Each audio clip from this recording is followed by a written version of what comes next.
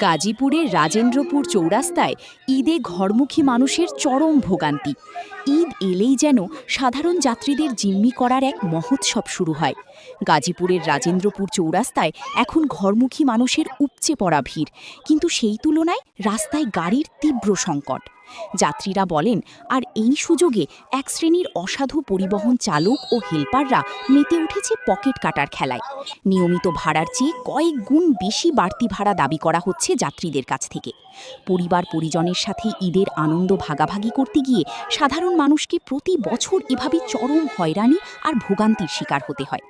যাত্রীরা প্রশাসনের দৃষ্টি আকর্ষণ করে বলেন, রাজেন্দ্রপুর চৌরাস্তা সহ বিভিন্ন পয়েন্টে দ্রুত কার্যকর মনিটরিং এবং অতিরিক্ত ভাড়া আদায়কারীদের বিরুদ্ধে কঠোর ব্যবস্থা নেওয়া হোক।